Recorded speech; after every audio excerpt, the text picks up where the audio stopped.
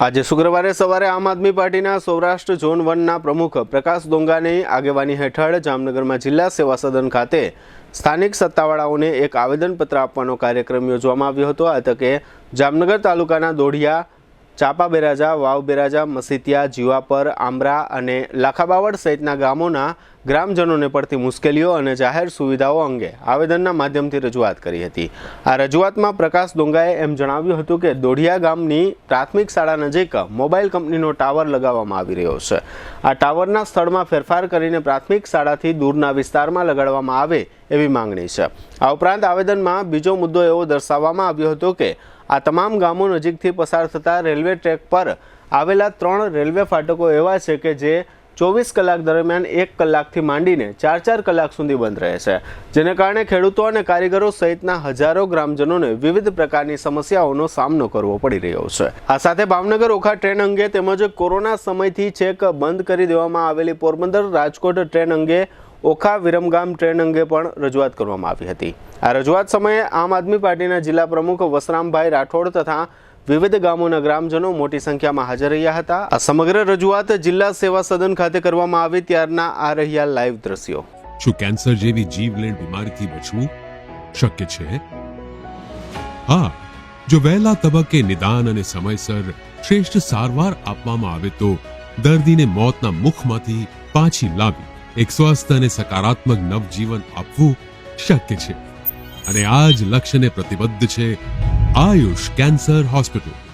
40,000 square ફીટના વિસ્તારમાં ફેલાયેલ જામનગરની એકમાત્ર કેન્સર સ્પેશિયાલિસ્ટ એવી આ હોસ્પિટલ અત્યાધુનિક ટેકનોલોજી અને મોડર્ન સુવિધાઓથી સુસજ્જ છે। ફક્ત સાધારણ ચેકઅપ અને સરળ સર્જરીઓ જ નહીં, પરંતુ જીવલેણ બીમારીઓ તથા જટિલ સર્જરીઓને અહીં સફળતાપૂર્વક પાર પાડવામાં આવે છે। અહીં પ્રધાનમંત્રી યોજના હેઠળ આયુષ્માન કાર્ડ તથા મા કાર્ડના ધારકોને તમામ કેન્સર ઓપરેશન સારવાર નિઃશુલ્ક પૂરી પાડવામાં આવે છે અને કેશલેસ ઇન્સ્યોરન્સ જેવી સુવિધા પણ આપવામાં આવે છે। આયુષ કેન્સર હોસ્પિટલની તબીબી વિશેષજ્ઞતાઓમાં સમાવેશ થાય છે radiation oncology, surgical oncology, medical oncology, plastic surgery, anaesthesiology, critical care, radiology, pathology અને લેપ્રોસ્કોપિક સર્જરી।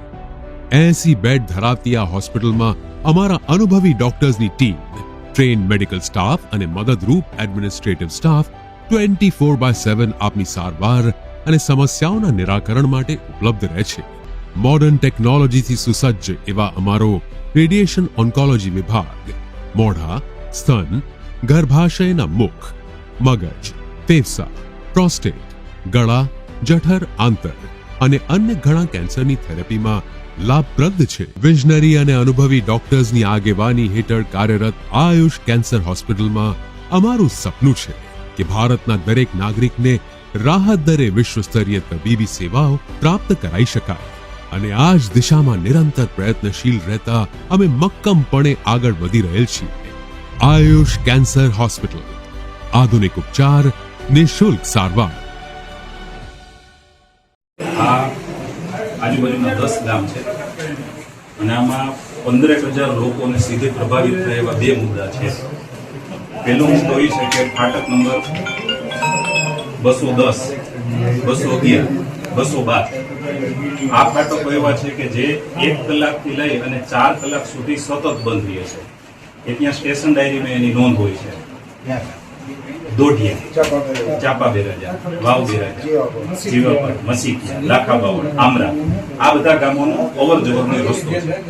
હવે આ કેસમાં સાહેબ પ્રશ્ન એ થાય કે આ લોકો બધા મોટા ભાગના છે ખેડૂતો છે, પોતાના માલ ઢોર લઈને ત્યાંથી નીકળતા હોય, ખેતીનો સામાન લઈને નીકળતા હોય, ખેત મજૂરો ત્યાંથી આવતા હોય, ક્યારેક બાયુને ડિલિવરીનો કઈ પ્રશ્ન હોય, કોઈ બીમાર પડ્યા હોય તો 4 કલાક સુધી ત્યાં રાહ જોવે એનો કોઈ વૈકલ્પિક રસ્તો નહીં। એક ટ્રેન વહી ગયા પછી બીજી પોણી કલાક પછી આવતી હોય તો વચ્ચે 15 મિનિટ તો ખુલ્લું રાખી શકે કે ન રાખી શકે?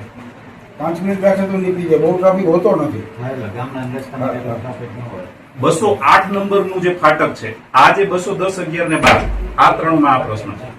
208 નંબરનું ફાટક છે એવું છે કે ત્યાંથી જે સીધો રસ્તો હતો એ આ લોકોએ બંધ કરી દીધો। એમને જ્યાંથી ડાયવર્ઝન આપ્યું છે એ ડાયવર્ઝનના જે રોડના ઠેકાણા નથી, ત્યાં સ્થળ ઉપર તમે જાઓ તો ગોઠણે ગારો ખુંદીને ત્યાંથી આવવાનું થાય। ઈ રસ્તો પાકો ન થાય ત્યાં સુધી, અને આ રસ્તો બંધ કરી ન્યાય એવું નથી કઈ કામકાજ કરે છે, તો એવી લોકોને હાલાકી પડે એવું કરવાનું મને સમજાતું નથી શું મતલબ છે. તો જ્યાં સુધી પેલો રસ્તો છે કમ્પ્લીટ ન ચાલુ થાય ત્યાં સુધી અમારો આ જે ચાલુ જૂનો રસ્તો છે એ રસ્તો ઇમિડિયેટલી ખોલી દેવામાં આવે. આ બીજો મુદ્દો છે. દોઢિયા ગામ છે, ગામમાં પ્રાથમિક શાળા છે, 150 થી 200 નાના બાળકો 1 થી 8 ધોરણના ભણે છે. એની પેરેલલ 20 મીટર દૂર મોબાઈલનો ટાવર બને છે.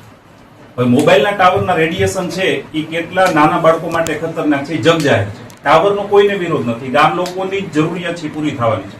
એનું લોકેશન ચેન્જ કરી અને ક્યાંય નિશાળથી એટલીસ્ટ દૂર થાય એ મુદ્દો છે. એને એવું પરિપત્ર આવ્યો કે કામ ચાલુ છે એટલે 22 તારીખ સુધી બંધ રાખવામાં આવશે એવું પેલું આવ્યું. 22 તારીખ વહી ગઈ, એનું ઉદઘાટન થઈ ગયું.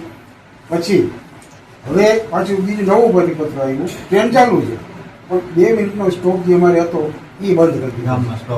હા, લાખાબાદ સ્ટેશનમાં સ્ટોપ હતો એ બંધ કરી દીધો. હવે એ એમ કહે છે કે નવેમ્બરમાં એનો સ્ટોપ આવશે. બીજી કોરોના કાળમાં વિરમગામ ઓખા એ બંધ કરી દીધી. પછી રાજકોટ પોરબંદર એ બંધ કરી દીધી. હજી સુધી એને ચાલુ કરવામાં નથી. હજારો માણસો સાહેબ એવા છે કે જ્યાંથી અમારે એક જ લોકલ ટ્રેન હતી ભાવનગર ઓખા, એ અત્યારે એનો સ્ટોપ બંધ કરી દીધો. અમારે અહીંયાથી લાખાબાદમાં ના ઉભી નથી હતી. જે ફાસ્ટ ટ્રેનો છે એ તો અમે નથી ઉભી હતી, આ એક જ હતી, એ બંધ કરી દીધી. સાહેબ એમ કહે છે કે રેલવે સુવિધા માટે હોય છે, પણ અમારા આજુબાજુના 10 ગામ માટે દુવિધા કરી હોય છે. તમને ખબર હોય તો એ ટ્રેન છે સવારે 5 વાગે ઓખા વિરમગામ નીકળતી, સવારે 5 વાગે ખંભાળી આવતી, 7 વાગે જામનગર આવતી, 9 વાગે રાજકોટ. કોઈ પણ વ્યક્તિને હજારો, હું એમાં ખુદ અપડાઉન કરતો, કેટલા મજૂરો જતા, કેટલા બાળકો જતા, સ્કૂલના છોકરાઓ જતા, બધા જતા અભ્યાસ માટે, કારીગરો માટે, રોજગારી માટે. કેટલો પણ સારી છે એને ટ્રેનને બંધ કરી. કેમ બંધ કરી નથી ખબર, શરૂ નથી કરી. બધા લખી ગામડામાં મજૂર જતા હોય ખેતરે, હવે 9 વાગે જ ચડવાનું હોય, 8 વાગે કામ, હવે 11-12 વાગે ચડે, ખેડૂત મજૂરી આપે. અને સાહેબ એની નોંધ ત્યાં સ્ટેશન ડાયરીમાં છે, એવું નથી અમે અહીંયા આવીને કહી છે. તમે ત્યાં ડાયરીમાં જોવો એટલે ફાટક બંધ થયાનો ટાઈમ થી લઈને ફાટક ખુલ્યાનો ટાઈમ છે 1-2 કલાક થી લઈ અને 4 કલાક સુધી. આ લોકો કમ્પ્લેન કરી છે ને, હવે આમાં જે લખ્યું હોય, આપણે સ્પેશિયલ માસ્ટરના વિરુદ્ધમાં લખ્યું હોય તો એ એમ કે છે તમે વોટ્સઅપ કરી અને સ્પેશિયલ માસ્ટરને મોકલાવી દઈએ, તો સ્પેશિયલ માસ્ટર તો પછી આગળ ના જ મોકલે. 4 વર્ષથી કમ્પ્લેન કરેલી છે લોકોએ. હજી એમને કહ્યું છે, બધી કમ્પ્લેન મૂકે એમને કહ્યું છે. આ બાજુ હોય જો આ બાજુ